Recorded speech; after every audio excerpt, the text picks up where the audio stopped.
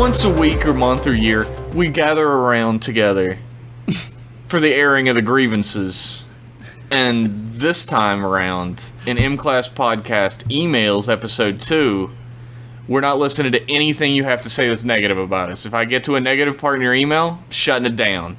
Damn, Festivus for the rest of us, sucker. I'm Jeff. I'm Josh. And this week we got a lot of emails from you guys, and I appreciate the shit out of that. That's really awesome. There's 12 of them. Don't tell them the number. There's not a 12. I go to the first email. Alright, we didn't get that many emails, everybody. Calm down. We got 12.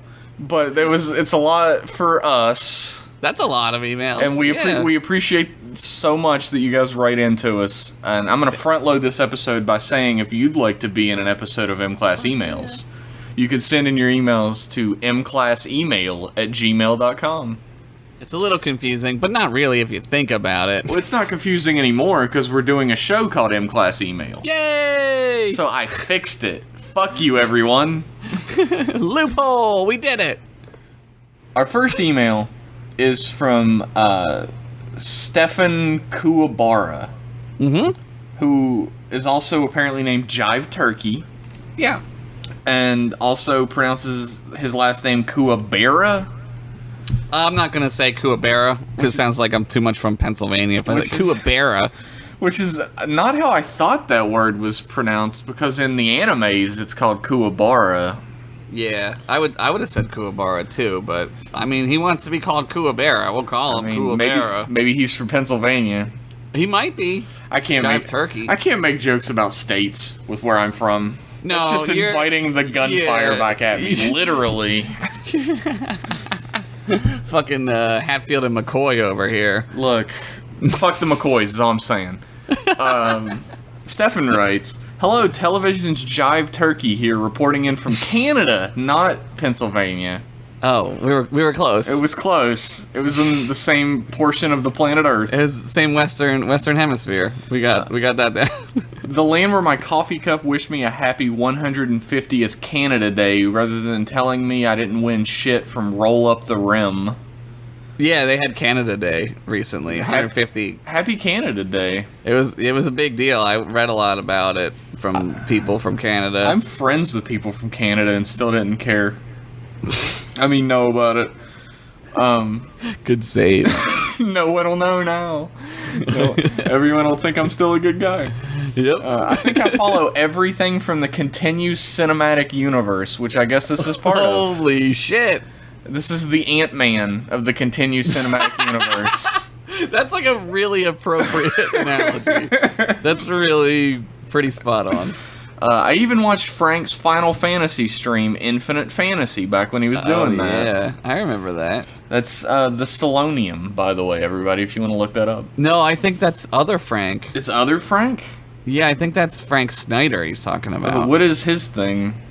He did a Final Fantasy stream. I don't know. Maybe I'm confusing, because I know other Frank did Final Fantasy too. I don't know if the Selonium did. I'm sure he has played it. Well... Look, I hope I didn't just plug the wrong guy. We'll plug both of them. I think what we learned today was don't name your kid Frank. Yeah, that's a good lesson. There was a kid when this is completely off topic. We have forever. Yeah. It doesn't matter how long this is.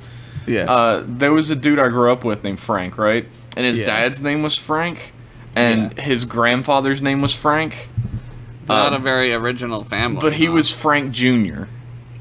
Okay, why was he Junior? And I was like, what the fuck? How are you Junior? And he was like, well, my dad is Frank Timothy whatever. And his dad is Frank Wells whatever. Yeah, and it doesn't fucking work I'm that Frank way. Wells Jr. So he's not even his father's junior. Oh, he's his grandfather. He is his grandfather's God. junior. That's some West Virginia math, dude. You know, I knew that was coming bullshit. as soon as I started that story. We don't really rightly know who the daddy is, so you're the junior. I don't know. I don't know. Could be your granddaddy, could be your daddy. We don't know. You couldn't have just thought up a third middle name? Like, anyway.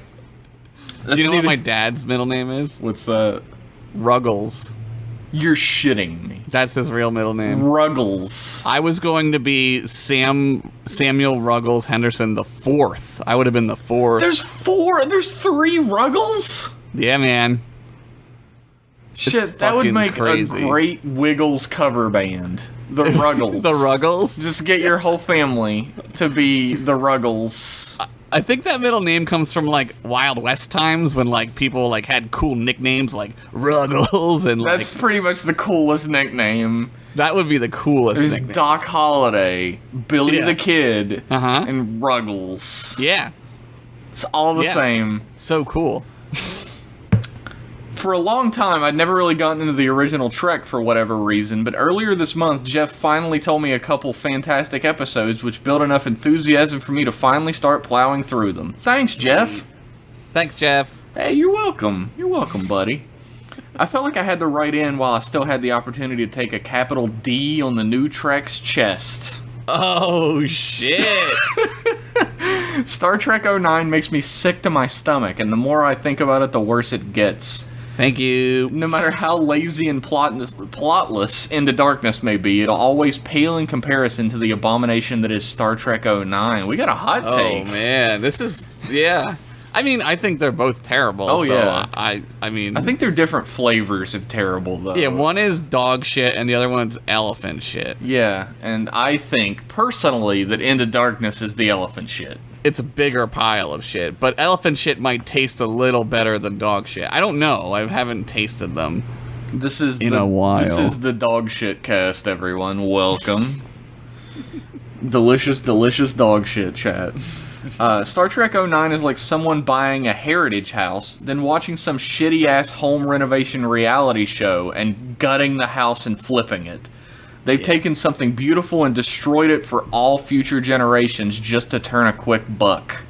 Yep. God, that's true. You got me. You might be turning me over here. This is the best email we've ever gotten, by the way.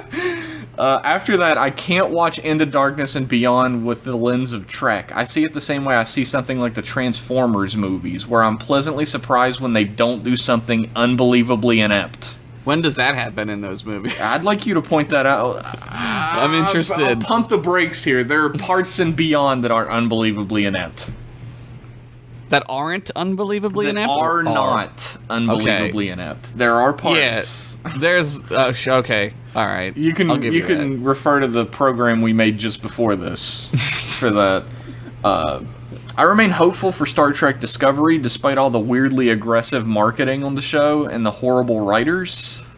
Yeah, You're- You're a very optimistic type of guy, aren't you? your glass is definitely more than half full. Your glass is 3 halves full. There's that mathematician coming through again. It's a compound fraction joke. Shit. I'm On not the Star smart enough Trek for this podcast. podcast anymore. I remain, the main reason being there has never been a Star Trek that was marketed correctly. And secondly, because I kind of have to. I mean, if they fuck this up, Star Trek could be double irreversibly fucked up. Yeah. It's okay, though. It's okay. No, seriously, it's fine. I mean, Somebody will make a good one. They will. eventually, yeah, eventually They will. they'll figure out how to do it again. Yeah.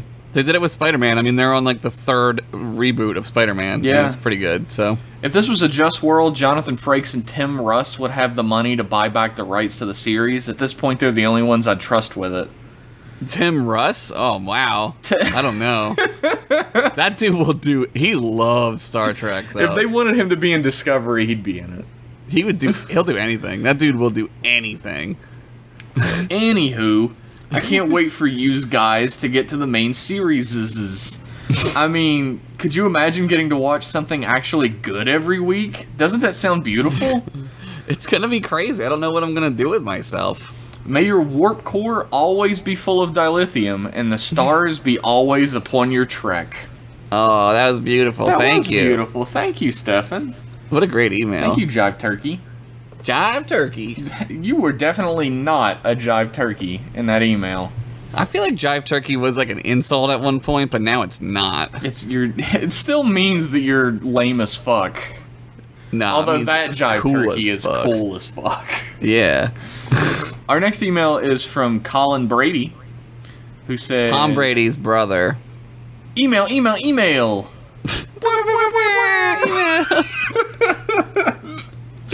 Hey guys, I'm sure you're both familiar with the transporter thought experiment, which argues that a transporter that functions by deconstructing you atom by atom, beaming the data somewhere else, and reconstructing you atom by atom, actually works by killing the original and creating a clone somewhere else.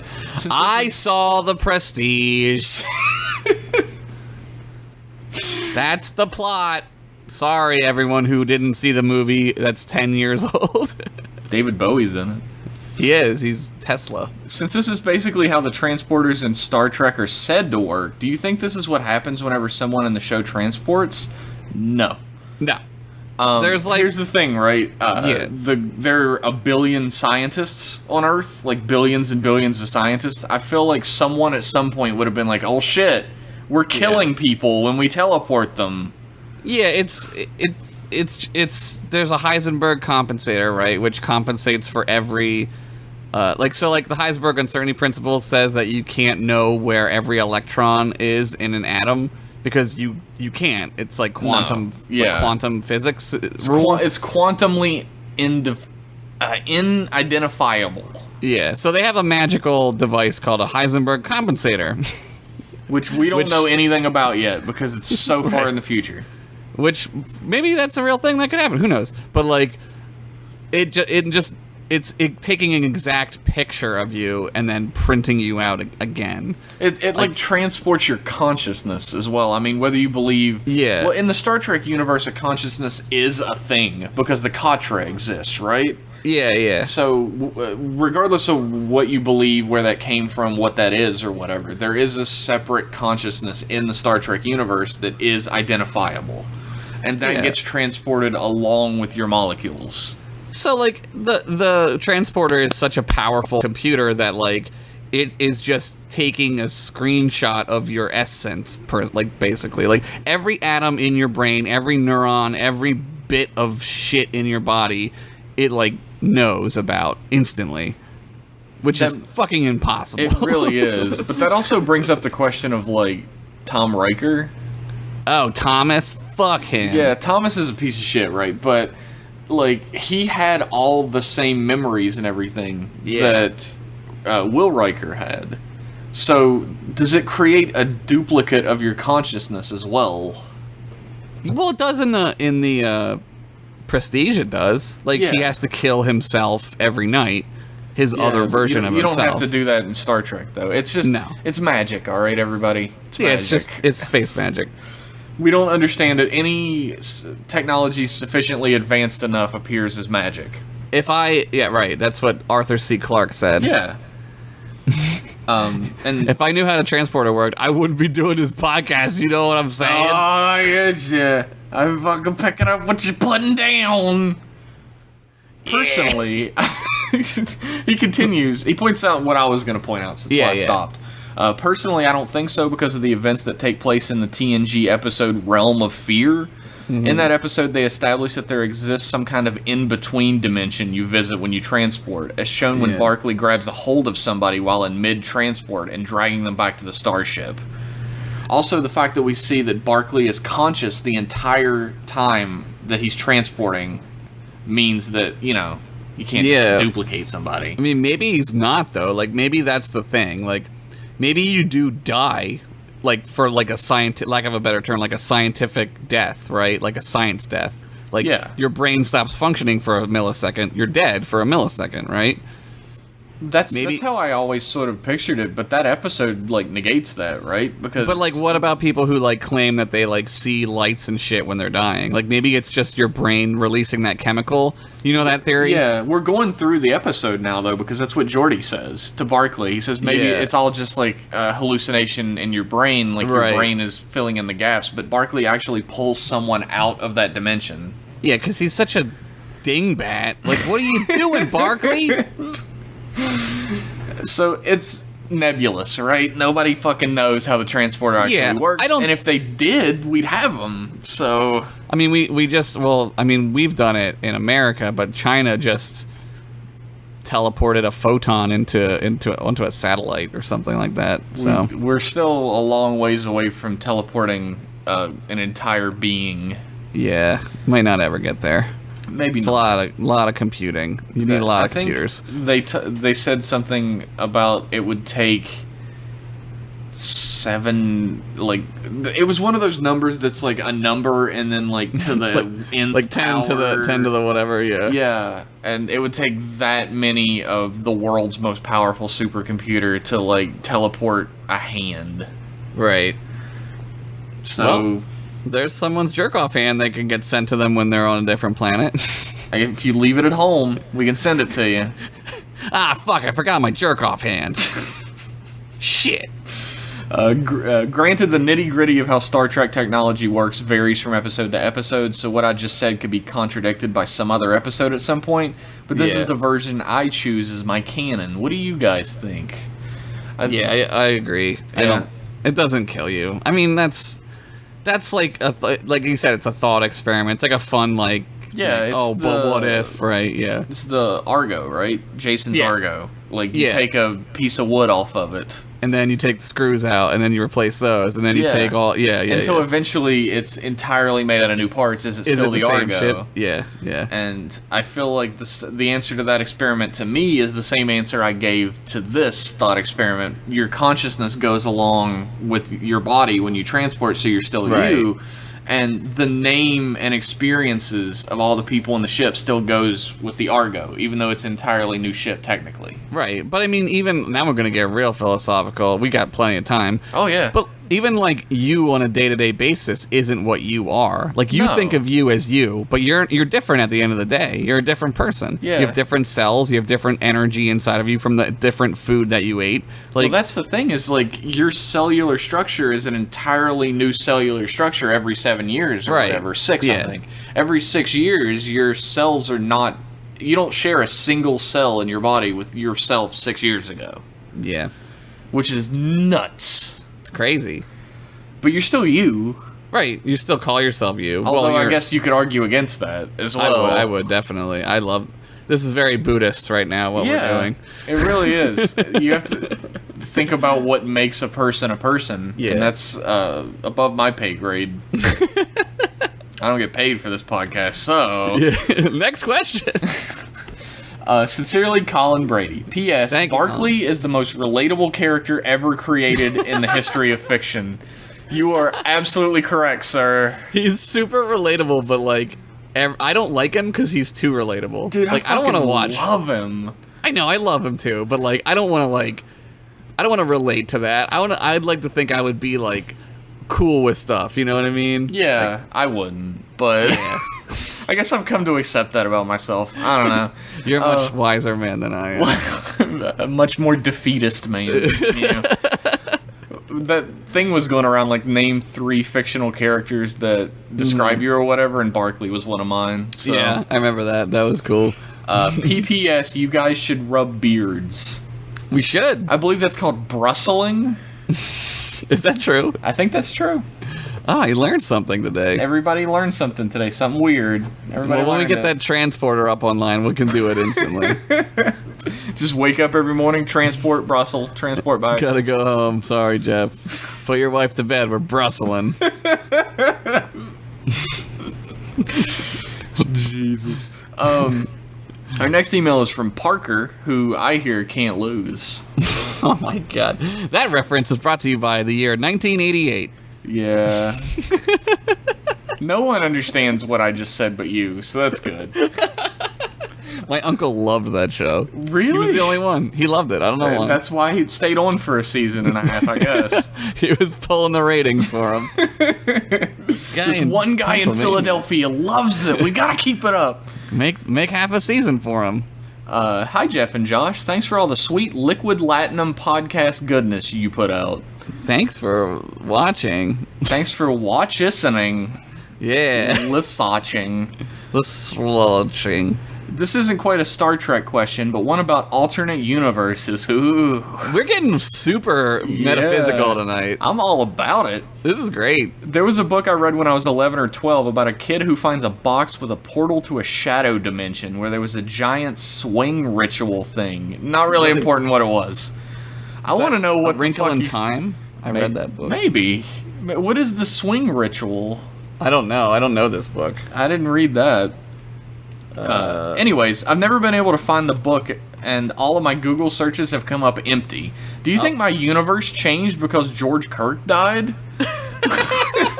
Like the Mandela effect. Like That's George the Kirk new died. Mandela effect. George Kirk died. And I think that's is there anything you distinctly remember but can never find again? I wonder who died to change our universe to one where we have an orange Armus in charge of America. Just some food for alternate dimension thought. Thanks, sincerely, Parker.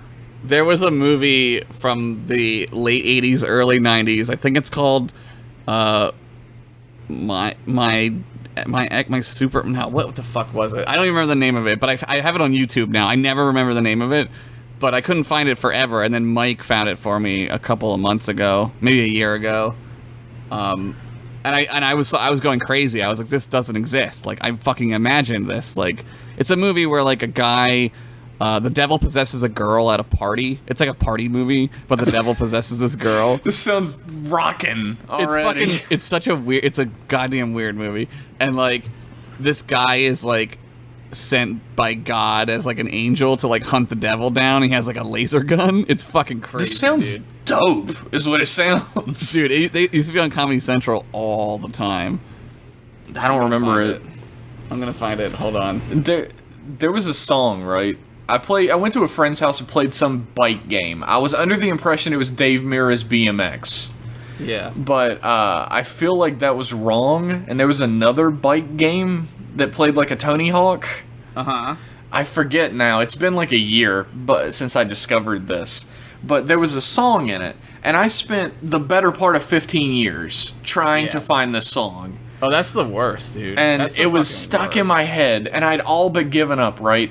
And I just got a stray hair up my ass one day to go searching for it again. I'd done a million internet searches for it. And I found it, and it sucked dick. It was the worst experience of my life. The movie is called Girlfriend from Hell. It's on YouTube for free. You should watch it. Maybe I will.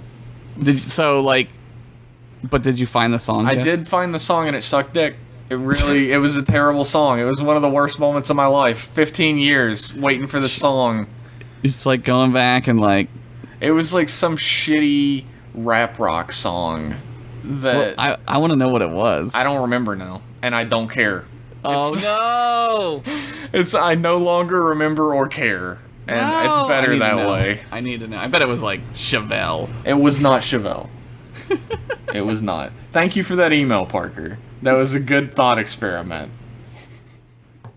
Our next email is from Yakub, who says, I will say out of the gate, Beyond is the best Kelvin timeline movie. It beats The Final Frontier and Insurrection in my personal rankings too. Wow. Disagree, but okay. It might be Final Frontier for me. I gotta say.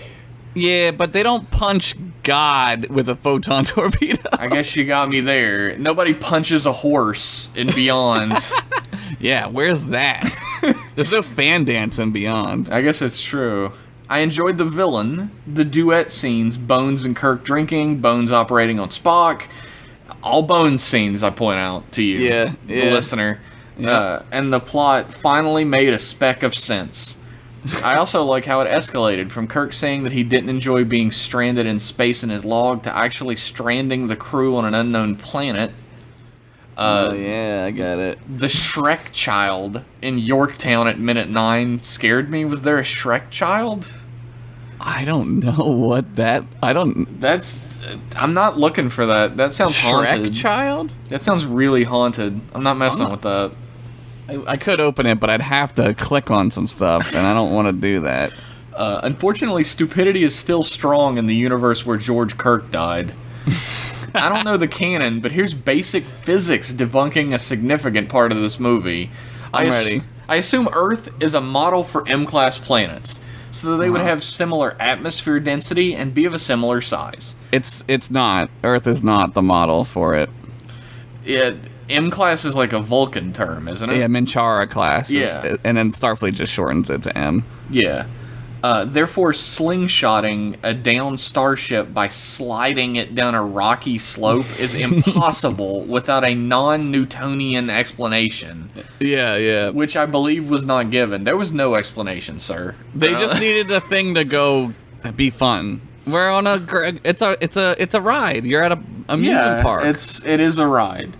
I'd expect the navigator or the science officer to prove with math if the takeoff is possible. Scotty even mentions that starships were not meant to take off from the surface because they were built in space. Duh, where was that insight in 2009? Yep. Here comes the writer's task of the episode. How would you take off with a downed USS Franklin? You can add one science fiction element to the story or use your knowledge of Star Trek universe, but the Go to warp. Franklin still has to pursue the swarm. Go to warp. Go to warp on the planet? Yeah, like figure out a way to lift, maybe like lift the ship up enough to like so it doesn't. I mean, I guess it wouldn't, unless it might. Going to warp. I don't know how the warp field works in. It probably the would fuck some 2009 shit universe, but it creates a warp bubble in the regular universe, which they can't use within a certain distance of a populated planet because it'll shift the poles. Yeah, it fucks shit up. Yeah, the force of being pulled into the warp bubble can cause catastrophic problems around it. It creates like a relative universe, like a different universe inside of our universe is pretty much what it does. Would absolutely fuck up the atmosphere of a planet. It could actually pull the atmosphere of the planet into it. If you hit a planet at warp, the planet would explode. Yes. Because, like, the Romulans do that. The Romulans kamikaze fucking planets. Romulans. Fucking Romulans. I don't know. Like, I mean, there's got to be a way that, like, I think the whole, like, you can't take a ship off from the planet's surface is stupid. Like, what if you have to land on a planet? Like, how you gonna get the ship off? Tractor beam? Get another but why ship would you have beam? to? What if? But I mean, like, in an emergency, like, what if you have to do it?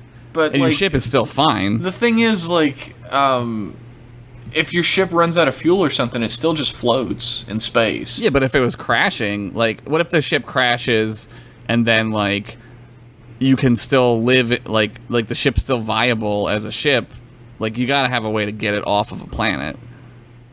I guess it was like like a resource type thing. You have to figure out what goes into the ship, and if it's never going to be in a situation where it needs to be salvaged from a planet. I mean, yeah, I guess the idea was that if a ship goes down on a planet, you just send another ship to get it, because that's what they do when ships break down anyway. Yeah. And you'd be able to just tractor beam it off the planet. Yeah, I guess. I don't know. I think the whole, like, you can't do it is a little... I think that's another problem with this movie, where you're like, well, why?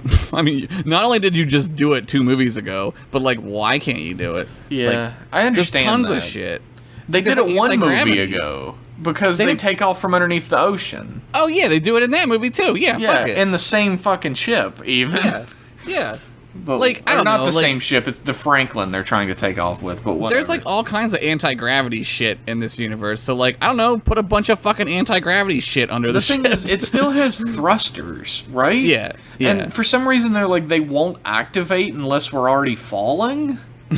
It's so dumb. It's so fucking dumb, dude. I feel like that's where the problem comes in. It's not like this ship can't take off. It's not made to take off. It's that they won't use their fucking thrusters until they're falling. Yeah, can't Scotty just, like, make them work differently? Yeah. Like, he's a fucking genius. Can't you, like, manually fire them? Yeah. Like, you know, how a pilot would do? Yeah, I guess.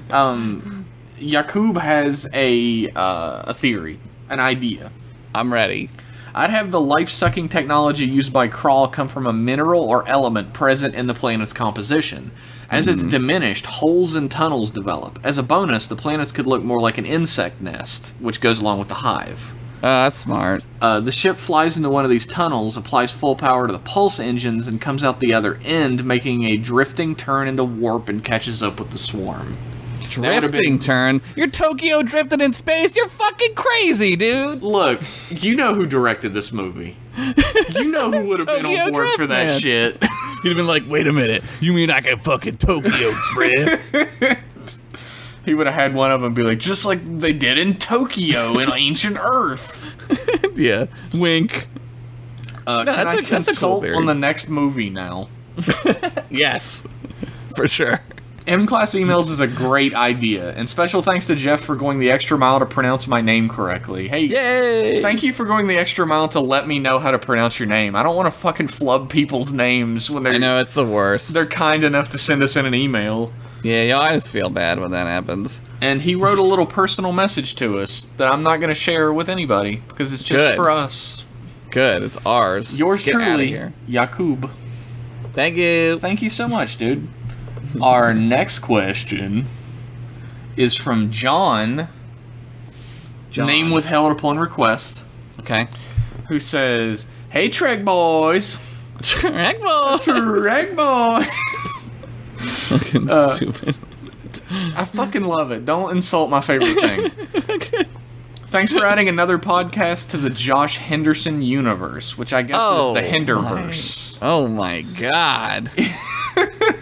Wow. Even with the weekly release schedules for shows like Fantasy Fiction and Cracking the Spine, I've burned through the backlog catalog a little too quickly. Yes, weekly release. So it turns out, front-loaded all the bad Star Trek content when I was younger with Nemesis, 2009, and Into Darkness, which kept me from digging too deeply. Did you try to ruin Star Trek for yourself? Jesus. That's a 1-2-3 punch that'll put you down every time. Damn, dude. Once I started watching TOS, though, I realized I hadn't given it a fair shake. The popular view of Kirk as a chauvinistic space cowboy didn't match the level-headed, thoughtful captain I saw on screen. I know. I fucking know, buddy. Right Damn. there with you. This is Jeff's hot button issue. It really is. If you want to set me off on a rant, you mention that shit. Similarly, TNG's Picard came off much more emotionally walled off and gruff than I had been led to believe. They got their ups and downs, both characters. Like, Picard is as close to a perfect person as you can be, but he is pretty walled off. Oh, yeah. But I mean, here's the thing, emotions are stupid. Fucking Vulcan all the way, baby. They're just tools. They're just tools, and most people in our time, in our universe, use them incorrectly. That's true. That's my opinion. That's just my opinion. You can't stop them, though, because we're not Vulcans, sadly. Yeah, not yet. Not yet. trying We'll like be hell. Vulcans one day. Can you think of any other characters that have, in the Star Trek universe... wait a second. I'm reading this wrong. Okay, no, I'm not. Can you think of any other characters that have, in the Star Trek universe, deserve... okay, he just wrote it wrong. Sorry, John. I'm sorry. Are there any characters in the Star Trek universe that have an inaccurate public image or deserve a second look for their image? Everyone from 2009 universe is wrong, pretty much. He means are there characters like Kirk's inaccurate public image from the original series? Like, is there somebody who pop culture views a certain way, and they're not in the actual series? And I feel like Riker suffers from the same Kirk syndrome. Yeah, Riker does. And there are even people who stand up for Kirk who are like, Kirk was absolutely not like that, but Yeah. Riker was. And I'm like, fucking watch the show. Yeah, no, Riker's much more stern. He's more stern. He also has like a real obvious sense of humor that he always flaunts about. And it's people say that because he sleeps with a lot of women, but it's like free love times, man. Yeah, man, if there's no space aids and you have a injection that prevents babies from being born and shit, just fuck whoever. Just fuck who the fuck ever, whenever. Fuck it. Which is great. And none of the women he has sex with are ever they never regret it. They're always 100% on board. That's our puritanical It really American is. bullshit that we're like, well, he's fucking people. It's like, yeah, you would too. Yeah, it would be awesome. Yeah, He's not in a rule. relationship or anything. Yeah. And even if he was, fucking maybe that's they're into that shit. Yeah. Who the fuck knows? Who knows? Don't be Who judging. knows? It's space time, baby. Who else has an inaccurate public image? I don't know. I'm not as big as Kirk, so I don't know. I feel like from what I've seen, I make a lot of jokes about this as well, but Janeway has a very inaccurate public image as some sort of devil woman. Janeway's really caring and really like she tries to make the best decisions she possibly can in a situation that's like almost no win. She gets shit for being a lot like Kirk at the end of the show because she's a woman. I do think she goes way further than Kirk near the end of the show. I don't know. And I feel like it's a situation of necessity. I feel like it doesn't really matter. Like at that point, like fuck it, right? Like what do you like? I guess that's true. I mean, they went back in time, Jeff, to rescue whales, and they stole 2 whales. Look, the whales were not needed, okay? The whales were super needed in the future. But from, like, a Starfleet military point of view, like, anything that bloodies the nose of the Borg, like, I'm all for that shit. What about giving the Borg technology? I don't think she... Well, she like, shoots them with those, like, super torpedoes. She, like, makes that deal with the Borg so that she... Oh, yeah, it doesn't matter, though. Yeah, whatever. That doesn't matter. Whatever. No, it doesn't. No, but I do think that she gets a way worse rep than she. I think it's because she's a woman. It probably is. I'm gonna play that card. I think I will say that I don't disagree with you there. There's probably a lot to do with it. Yeah. But it's tough. I feel like there's a little bit of that for everybody.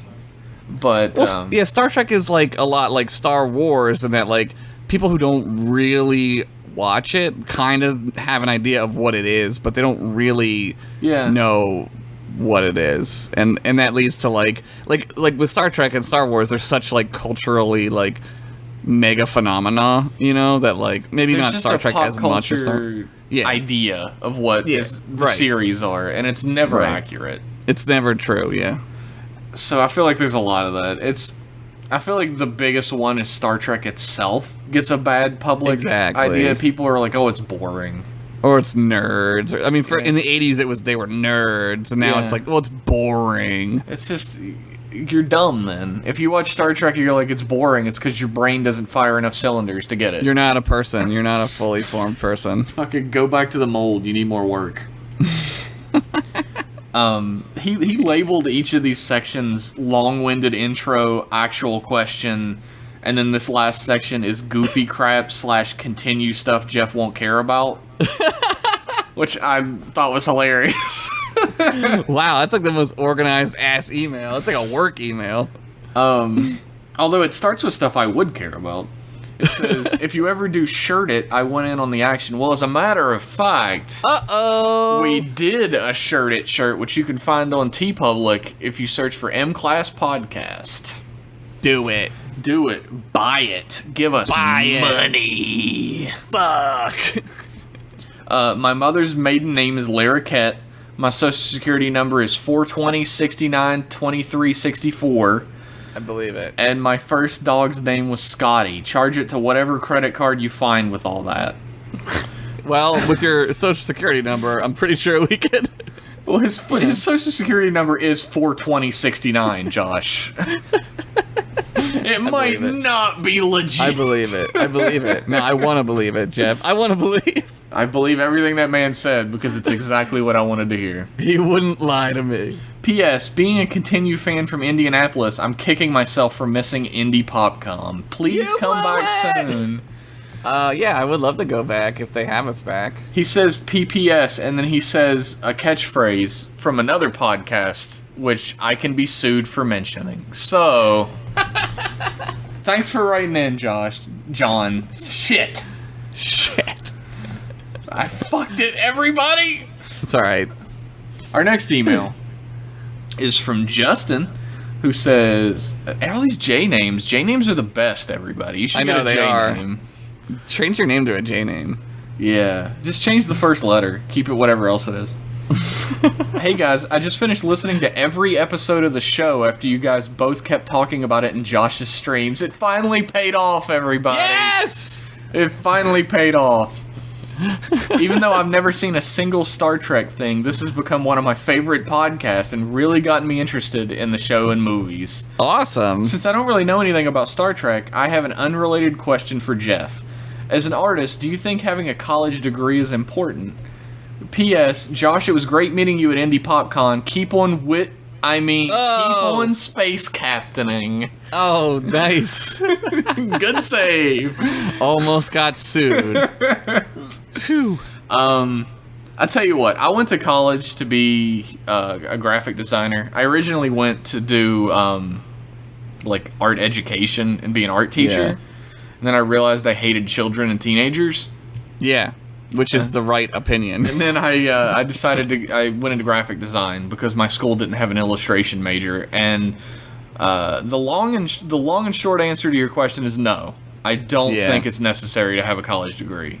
Yeah, I agree. I went to film school, so it's kind of like art school, Yeah. but with moving pictures.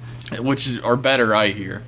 It takes longer to do anything, and it's far more frustrating. But yeah, like it does. Nobody like the fact that I have like just an associate's degree, and like the fact that I have that means nothing. Yeah. Like it's like I have bullshit. a bachelor's degree, and really none of the positions I've ever had no one cared or asked me any of my Yeah. college experience whatsoever. It never mattered. Yeah, it never mattered. They look at your portfolio as an artist, and Yeah. you need to work on your portfolio a lot. Put only your best pieces in there and keep it below 15 pieces is the best Yeah. advice, because no matter how good your art is, if you go above 15 pieces, people are going to get bored of it and start to lose interest in what you're doing. I'm sorry. What were you saying? Keep your portfolio as varied as you possibly can, like from all the range of the type of art you do, and learn how to. What present happens if you yourself have like well. sculpture? You just take a picture of the sculpture. Yeah, you take photos from different angles. Yeah.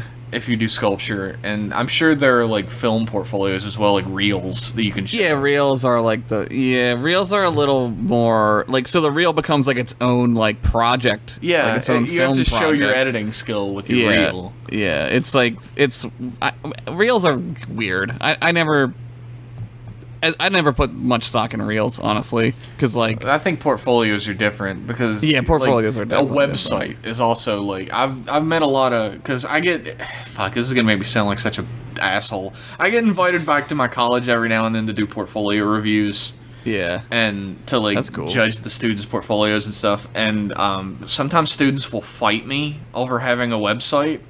Right. If you don't have a website in the digital age, you're not going to get job offers. Yeah, you have to have some kind of like online presence that's not your fucking Facebook. Yeah, like your Tumblr, no one's going to go to your Tumblr and look at your Yeah. art. You have to have a website. WordPress Yeah. is very easy to set a website up on. Yep. And there are actual like site building tools that you can just pay like a little bit of money for and it'll build it for you. What about like websites like Patreon, like the Continue Patreon? Oh, you fucker. I don't make any money off of that, so fuck you. Now, you can find them at patreon.com/continue show, right? I think so. Or just search it. Give them money. They're three great guys. I only really know one of them, but I'm sure the other two are also good. I'm super cool. He's the best one because I'm friends with him. Yay! Star Trek! Star Trek! Website. Portfolio. Have a big swinging dick. All you need. Yeah.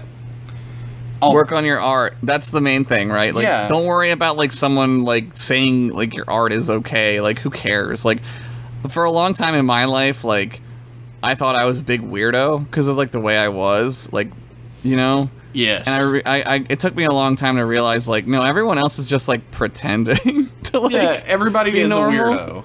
Yeah, everyone's fucking weird, and I'm not like any more weird. And I just happen to find a way to make my I'd weirdness. say that, Josh. Well, I found a way to like turn my weirdness into like entertaining people, Yeah. which is hard to do. But like, it takes some time. Like, it's not gonna like click immediately, you know. True. Very true. The quality of your art matters more than anything else. Even if you're like really shitty at presenting it and your portfolio isn't put together super well, the quality of your art and showing that you're capable of doing multiple things is always That's important. best. That's Like, always important. diversifying your skills always Yep. always important. Yep. I had to learn coding for that shit, so you got to learn something, Yeah. motherfucker. Yep. Thanks for writing in though. Good question. Our next email is from Sean, who says, Sean. "Hello again, dudes. Read that Boston Sean thing. That was a throwback to the Continue cast for Sean Dupree, or however his name is spelled. Oh, yeah. Which apparently is going to be a thing again, possibly thanks to a Continue Patreon. Oh, weird. So it's that's cool. Oh, yeah. No, it's up. The Continue cast is up on the Patreon for the patrons only. Really, Josh? How much do you have to pay to be able to hear that Continue cast? I think you only have to pay the minimum, which I believe is $2. Value.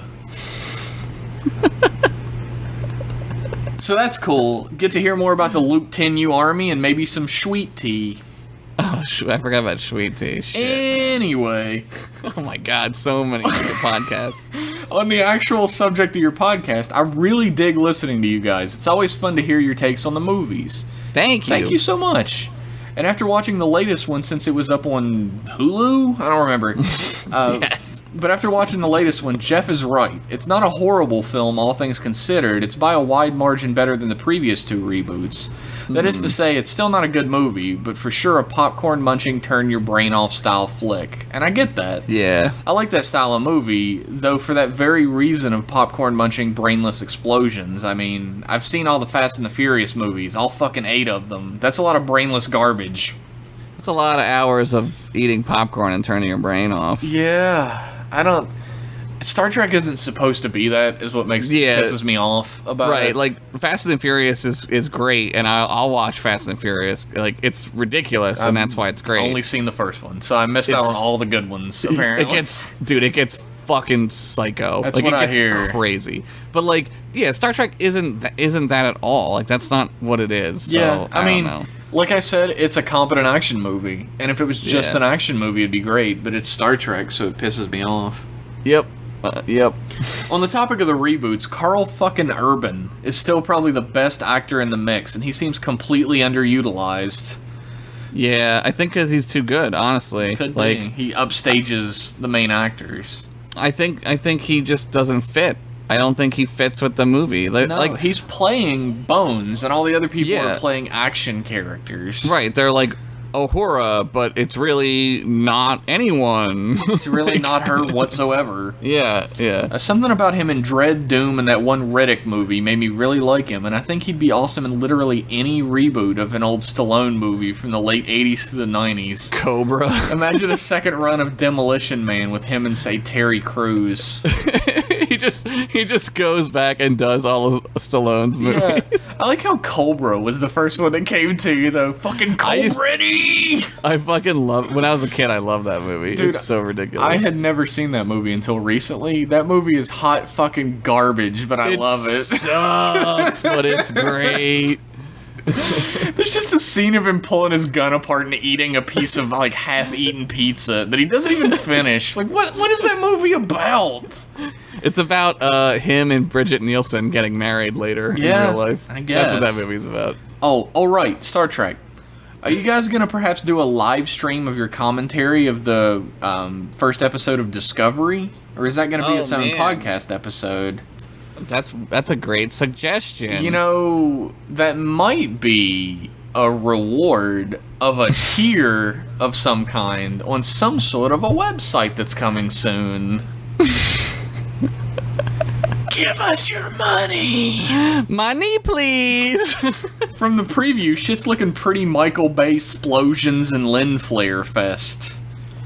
Yeah, it's gonna be not good. Did you see the new, well, I guess it's new if this is a new podcast. If it's not a new podcast, it's old. Did you see the new trailer for it? I think I saw the latest one. Dude, yeah. it's not looking good. Yeah, just hang it up. We're done. We're done with Star Trek with CBS. CBS and Paramount need to sell Star Trek to someone. Fucking Disney, anybody at this point. I don't know. Jesus Marvel, Christ. fucking sell to somebody. Here's hoping it actually has good story going for it. Though, as you've already touched on, them killing that whole there's no petty bullshit in the future because we're finally better than that thing is probably going to kill its future for fans of the series. Yeah. You know, that and hiding it on their stupid streaming service that literally no one has. Yeah, you know what? Network television has been free, literally free, for 60, 70 years. You paid but your now provider you gotta, and that's it. You got but a million now channels. I mean, back in the day, you just got an antenna and you hooked it up to your television. And then you had free got it. TV. Yeah, and you can still do that. You can still buy the digital tuner and just Yeah, you watch. can get CBS for free on your TV. You can just watch it for free. 'cause Yeah. it's free. But not anymore. Stupid. Everything's Fucking on a dumb. streaming service now. Everything has its own fucking streaming service. Should have invented Netflix, CBS, if Yeah. you wanted to invent Netflix. Here's the Not thing. to sound like Here's the thing, every other streaming service. Netflix already fucking exists. Fuck off. yeah. Stop it. Knock it off. Done. You are done. Negotiate a deal with them for fuck's sake. Yeah, just get some money for that shit. Yeah. Oh, well. Whatever. Thanks for writing in. Great podcast. Should we take a break a little bit? A little bit of break? We can take a bit of a break right here Let's in the take a middle. break. Why not? I'm worried about sync issues. There's a little behind the Sure. behind the curtain fucking here. How we make the hot dogs. All right, we'll be right back after maybe a message. I don't know. Milk. It was Cocoa Pebbles. Mr. Spock! My search for something super chocolatey has led me here. Must be my delicious Cocoa Pebbles. Fascinating. They're yours if you take me on the Enterprise. Mega chocolatey taste. Beam me up. Dino? Barney, my pebbles! Warp speed ahead. Those Cocoa Pebbles cereal part of this nutritious breakfast. And we're back, everybody, with our yeah. next email. More emails. Our next email is from A to B, which is a great name if it was real, Cool name. but your email address lets me know that it's not. A to B Junior. A to B the third junior. Ruggles. Fucking Ruggles writes in. A to B writes in, "Hi Jeff and Josh again. Hi. You guys are still doing consistently excellent work. Hey, thank you. Thank you. Thank you especially for the latest episode. It had me laughing out loud. Nice. I'm glad I never actually had the misfortune of watching Into Darkness because I've experienced it so much filtered through savage criticisms such as yours that I don't think I could find a shred of joy in it. So thank you. I would like to. I would like to know like what other savage criticism there is. Not that like we're the only ones. Like I know Red Letter Media is pretty hard on it. But I always feel like there isn't a lot of. I feel like people are too afraid to criticize it. I don't know. I seem to find a lot of like people who aren't making content who savagely criticize it. Yeah, But content yeah. makers seem to kind of give it a pass. Yeah, because it's J.J. Abrams and that guy is cool. Well, liking things gets you way more attention. Sure, online. you're not allowed to not like stuff. Yeah, if that's you're for negative, sure. then people hate you. Yeah, you're just a big So, meanie. Our podcast is going to be very popular. Oh, going to be. You think you mean it is? That brings me to the first thing I want to talk about. You guys mentioned a lot of 9/11 imagery in Into Darkness. I don't Yeah. suppose it would surprise you to learn that Roberto Orci, the writer behind all those collapsing buildings, is in fact a 9/11 truther and conspiracy theorist. That does not surprise me at all. It's true. Apparently, he'd spent a lot of time on his long since deactivated Twitter account just asking questions, quote unquote, about government agendas and false flags. I suppose the movie would have benefited God. from a more subtle hand, but they don't do subtle with these ones. I fucking love that you told me that. I did not know that. I didn't know that either. That If that's makes true, that's- so much fucking sense, though. That's incredible. That's Holy incredible. shit. Like, I don't know Building why that 7, didn't click. guys. I don't know Yeah. why that didn't click for me because, like, it turns out to be a false flag, right? Right. Because fucking they were the ones who woke Khan up and it was their plan. Right, it was their plan, right. Jesus Christ. Fuck you, Roberto Orci. I love it, man. I love watching the holy fall. I love it. Oh my The untouchably like I always feel like getting back to kind of what we were talking about with Abrams, like I feel like he's like anointed. He's been the anointed one, right? Yeah. And like I love that like somebody like involved with his like core team of writers is like a fucking 9/11 truther for fuck's sakes. Like get the fuck out of here with that shit, Fucking, dude. it makes so much sense. Like, I can't. I'm like kicking myself because I never even thought of it. But A to B It might not be your real name, but it's your real name now. I'm allowing it because you I hope it's true. brought it to I hope this. it's true. I don't know. I've never heard that before. It's true to me now. We're Roberto Orci truther. But guys, what about the imagery? What about the 9/11 imagery? I can't talk. One thing I did notice about all three of the 2009 Star Treks is that they all followed the same theme. A mysterious man of the past appears. He is driven by a desire for vengeance against something or someone that represents the Federation. Mm-hmm. He has at his command a mighty weapon that could kill countless innocents. The plots are driven by vendettas. Nero versus Spock, Khan versus Marcus, and Idris Elba versus the Yorktown Station. For some reason. New Trek movies are all about characters reacting to these circumstances. The heroes are being reactive instead of proactive, allowing the villains to dictate the terms of their conflict. It's no wonder they feel dark and unpleasant. Yeah, I think that's a great point. Like you look at something like the probe in 4, it's like a force of nature. Like literally, they can't do anything about it. But So Starfleet has to like use its best to fix the problem. That's what Star Trek is. yeah, I mean, throughout the whole series, like, Starfleet runs into problems or whatever, but they're proactive in fixing them. The problem Right. is never ahead of them. Right. And It doesn't it's the catch them exact opposite. blindsided. Yeah. I hate these movies. With all that said, I was just watching the TNG episode The Devil's Due recently, and it got me thinking. Say that Starfleet Intelligence, or Section 31, gathers up a ragtag team of felons that have been apprehended on the Enterprise in DS9, such as Arda from the episode, Berlinghoff Rasmussen from A Matter of Time, Oh, God. Martis Mazor from DS9's Rivals, etc. They'd be recruited for dirty work that Starfleet officers... Is this the Suicide Squad This is movie? Suicide Squad. In exchange for reduced sentences and pardons. Essentially, it would be the Dirty Dozen or Suicide Squad, by way of Star Trek. What do you think of the idea? Can you think of any other colorful characters that you'd like to see in such a spinoff? What about the pirate guy from TNG? Oh, yeah, Han Solo. Yeah, Han Solo, not Solo. Not Han Solo. Non-Solo. I think you would need. Solo. You Yeah, non-solo. fucking genius. I feel like you would need like a grounding Starfleet influence. Like you would need something to compare them to. Is there somebody like that in Suicide Squad? Because there's not there's nothing in that movie. That movie's terrible. I didn't see it, so Oh, but it's like terrible. Yeah. in the comics, there's this guy named Jack Flag, right? Who's like a Captain America style hero. Yeah, he's in the I'm Oh. but he's not. that's good. He gets caught up in a love affair with the ghost lady. Yeah, I'm not seeing that. I don't think I would like that spinoff. I hate to say it, since you brought us such great information. I don't see it being something that I'd be too interested in. Yeah, A lot of people talk about that, though, that they want to see stuff outside of the Federation in the Star Trek Watch universe. Deep Space Nine. That has a lot of outside Federation stuff, but it still has Federation stuff. I would just miss They that wanna- in a Star Trek universe, you know? Yeah, dude, if you had a chance to like live in the Federation or live anywhere else, like you'd be a moron to not live in the Yeah, Federation. no doubt. You'd be a Maquis-ass fucking You'd moron. be dumb as fuck. Like they'll just Yeah, give me you'd stuff be and I a can do whatever I Maquis. want.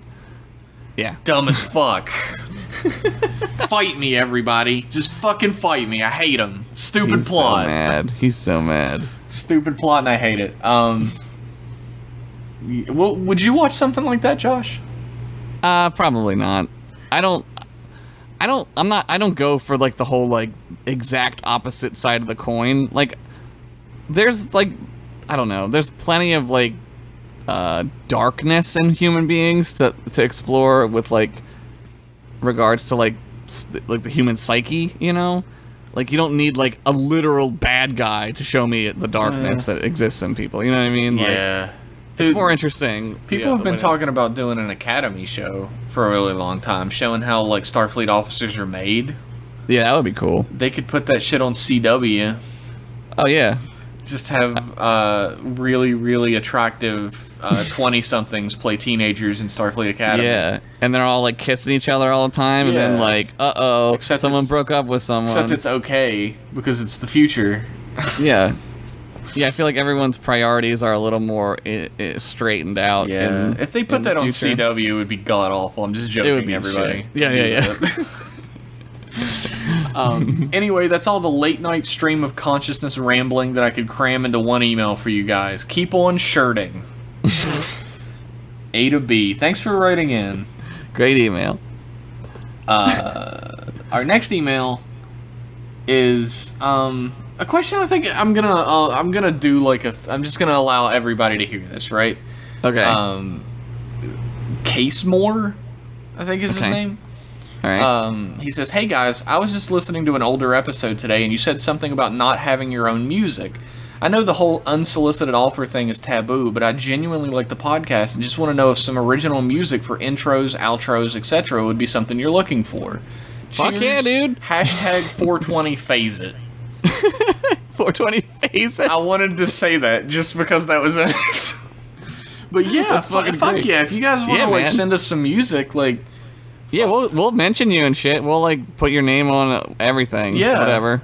that would be fucking awesome. I mean, like, Yeah. we would of course choose like one to be the opening Right. theme. We might change it like every now and then, Yeah, yeah. but the ending theme we could fucking rotate out with Yeah. what everybody makes if they make something that's cool. Hell yeah, dude. I'd be all about it. I'm horny for them original tunes. Yeah, me too, man. We will whore your shit everywhere. And when our podcast actually becomes popular in 20 years, Yeah. you will be Yeah. out there.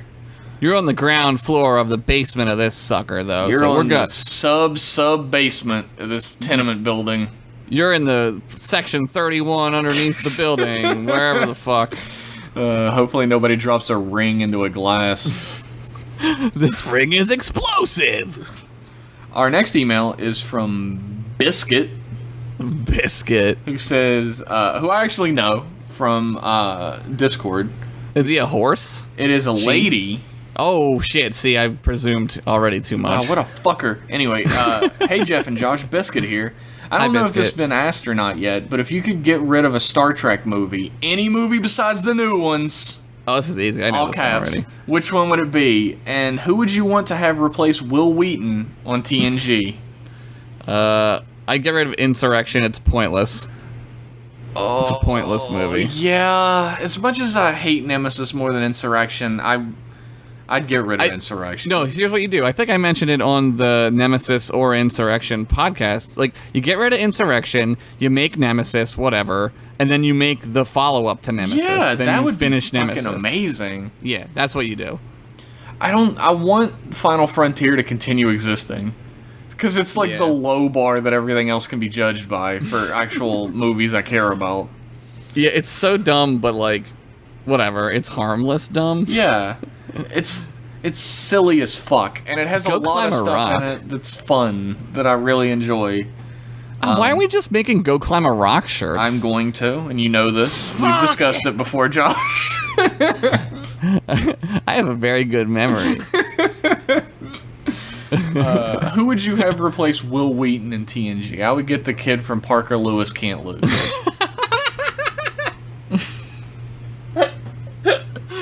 Oh man. Call back.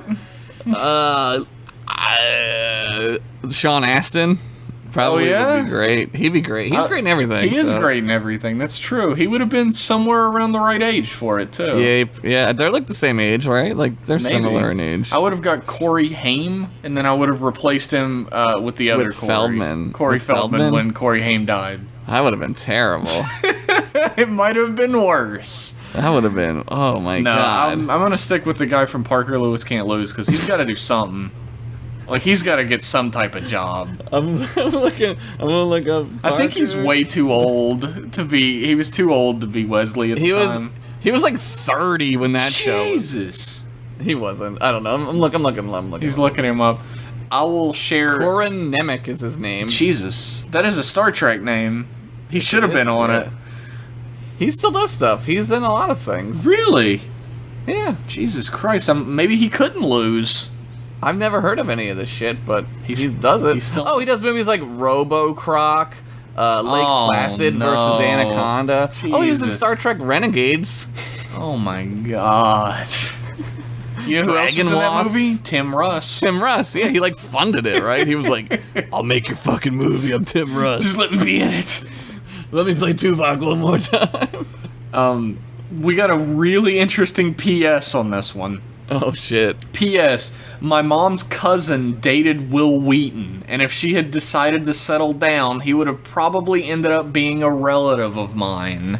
Oh man, you're right. Mom's cousin dodged a bullet. Yeah, you dodged a bullet by association. Yeah. Like, that is a horrific fate. You would have to somebody listen to shits his on- tweets. Ooh.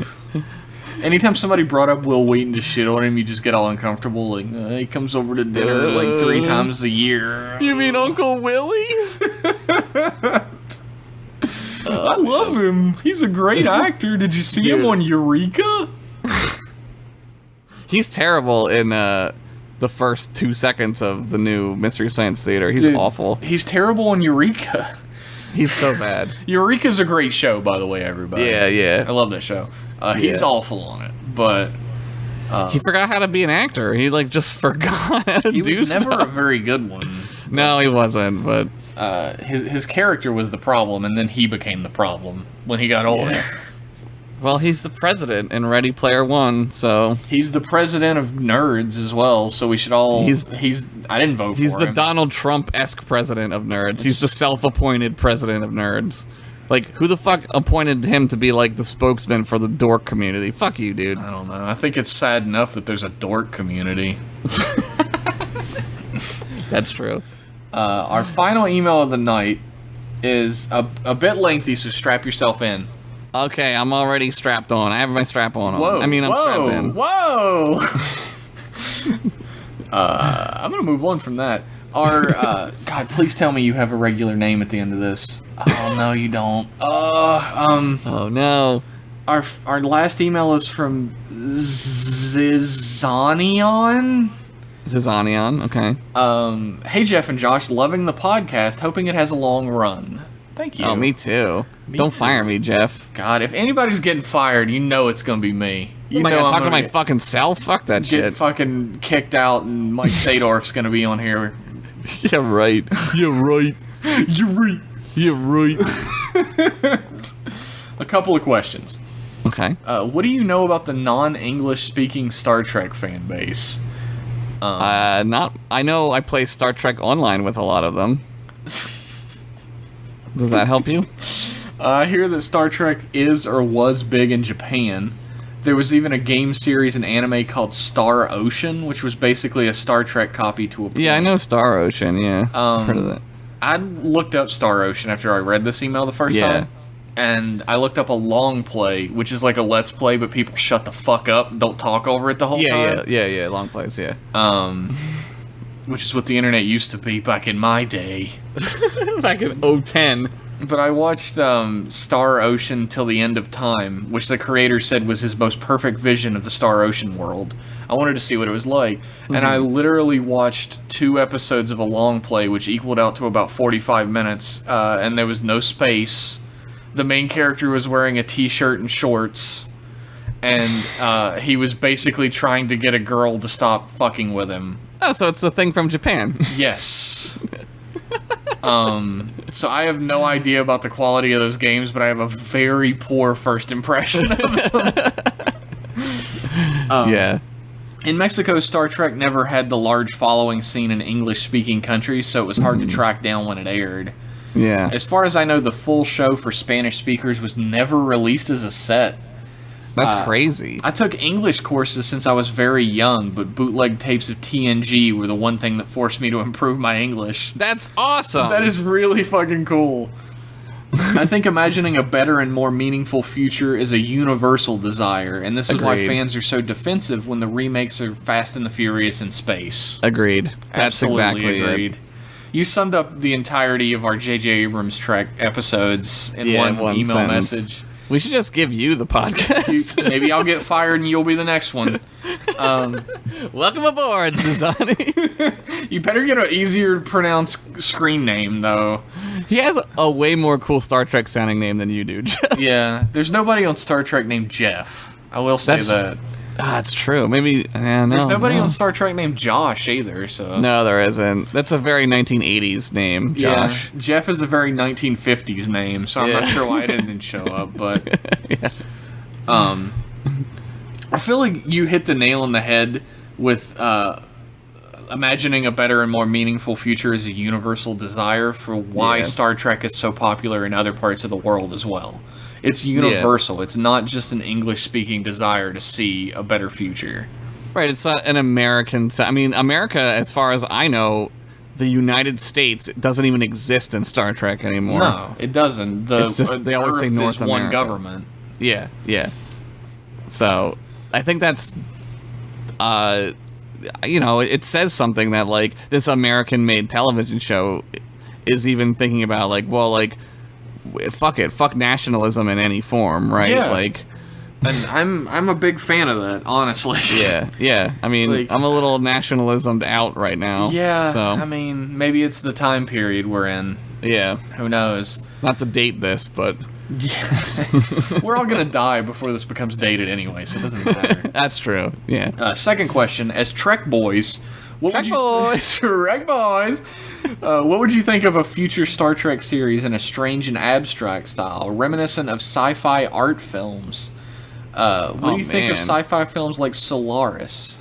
I didn't see that. I've seen the remake of Solaris. I've never seen the original Solaris. I hear it's wonderful. The remake's pretty good. I think that wouldn't work. Yeah.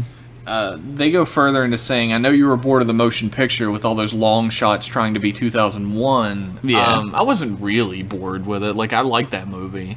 Yeah, there's still a movie there. It's just yeah. In my opinion, if that was boring, it's because of it's superficial, which is right. It is just trying to ape 2001. Yeah, they're cashing in on special effects. They're like, Yeah. look, we have them now.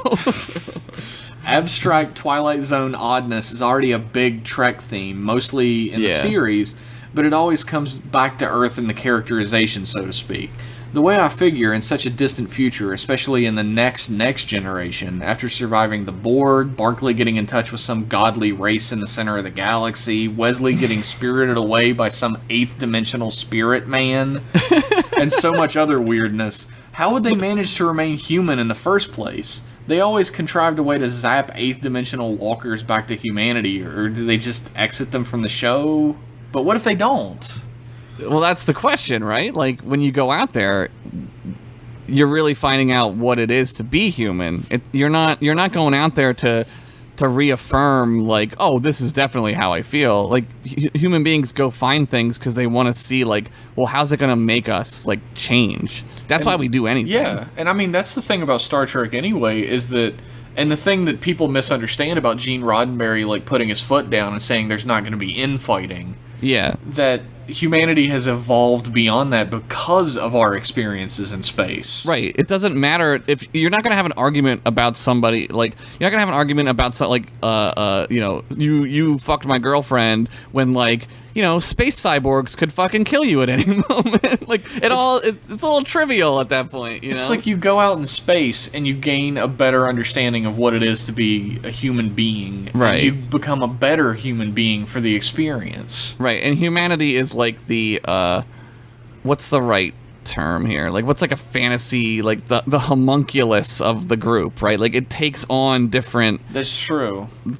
like, it takes what it needs from, like, other races. Like, it learns how to be a little more logical, and they learn how to be a little more, like, patient and stuff like that because of their experiences with other races. Like, They see a lot of themselves mirrored back at them, and they learn to move away from that and get better Yeah. from that. Like, they see the Vulcan, they're the Klingons, like, anger and their Right. like, warlikeness, and they see, like, the Tellarites were one of the first races they ran into, and they see these argumentative assholes Yeah, they're dicks. who argue for fun, and they're like, Yeah. shit, that's kind of us. yeah, we kind of just do that too, yeah. Yeah. And Yep. look on any internet forum of any kind, and you will see Tellarites all through it. Yep. The internet is full of Tellarites. It's true. We all become Tellarites on the internet. That would make a great shirt, I think. That's a good idea. That's great, yeah. Shirt it. Shirt it. A new series wouldn't have to leave out all that good religious, moral, and political allegory that Star Trek is known for, but would a series more focused on transhumanist art house Star Trek work, or would it be too smart, too pretentious for its own good, or just impossible to do in a compelling way? I remember reviews of TNG back in the day that said it was too smart for its own good. Then again, if cat fucking dude bro Kirk movies stay profitable enough to keep making them while the smart Trek is kaput, weren't they ultimately right?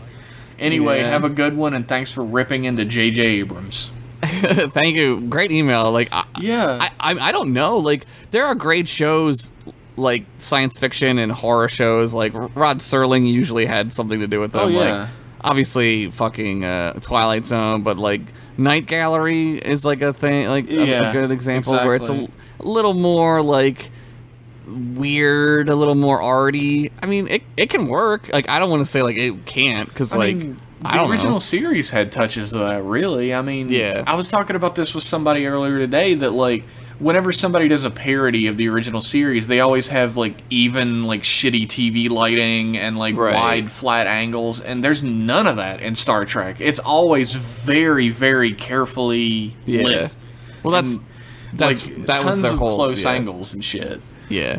And like there's this sort of dreamlike quality that's caused because of that, and every episode was like Twilight Zone in space. Yeah, yeah, which is great. Yeah. Well, I think one of my that email reminded me of, I don't know the name of the episode, but the episode where they're eating the cellular peptide cake in TNG. Oh yeah, I think it's that's like they have the- that dream sequence Yeah. where Troy is the cake. Yeah, yeah, and Data has a phone inside of him. There's that gif of like them Yeah. answering the phone. Yeah, like that's the most like art house episode I can remember off the top of my head, there's and that that's one- pretty fucking weird. There's that one episode where like Data is like he goes into his own. He starts dreaming. He learns how to dream. Yeah, he Yeah. learns how to dream. And that one is real trippy. Yeah. And weird. So I feel like audiences don't turn away from that if that's what you're making from the beginning and you put your Yeah. all into it. Like that's a problem with productions these days, is that they Right. dip their toe into that shit. And as Right, soon they as like don't- audiences are like, no, I want explosions, they pull back. Right. They wuss out, yeah. There's a great series called The Prisoner. It's a British show, which is crazy.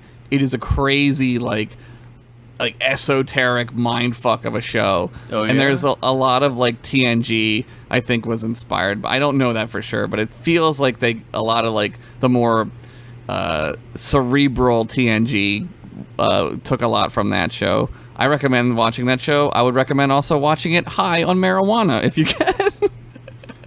This podcast does not promote marijuana use. It's decriminalized in Philly, baby. Except it does. 420 face. British TV seems to be a lot more like capable of just throwing itself completely into a concept, and then we Yeah. like rip it off for an American version. We later. rip it off and we blow it. Yeah. Yeah, I mean, did you ever see Life on Mars? I never saw either of them. I hear it's good though. I heard like- it's really good. Life on Mars is like, for all purposes, like a 70s cop drama. Yeah. But the whole time you're getting just mind fucked, wondering if it's even actually happening or not. Yeah. And there's shit that's like little tiny hints dropped here and there to make you question the main character's sanity. Oh about man, what's you should going watch on. The Prisoner then. You need to watch The Prisoner. It's a lot of that where it's like, what is even real? You're like, what the fuck is real? What am I watching? What the Yeah. hell is going on? I will have to check that out. I feel It's like cool. that's absolutely doable. You would just have to Yeah. make it clear that's what you're doing from the beginning and Right. stick with it. Do not pull back from it. Yeah, don't pull out. Yeah, just go whole hog, as they say. Thanks for that email. Thanks everybody for your That's a great emails. email. Yeah, these are all great emails. That's my favorite part of the show, is answering your emails. Yeah, this is so fun. If you would like to write an email in, you know what? You don't even have to write an email in about Star Trek. You can write an email in about anything. Yeah, fuck it. And we will answer it here. Yeah. Don't ask any questions you think will get you in trouble for asking them, motherfuckers. You know which ones I'm talking about. for both of us. But whatever else you want to ask, send them in to mclassemail@gmail.com. Yeah. We love each and every one of you. You're all special to us. Send money. We love you. Go buy a shirt. Yeah, buy a shirt. Buy your shirt at shirt, available on TeePublic, or become a patron of Continue Show. Yay! Or maybe another show Soon. soon. You're blowing it, Jeff. Turn off the podcast right now. All right, bye, everybody.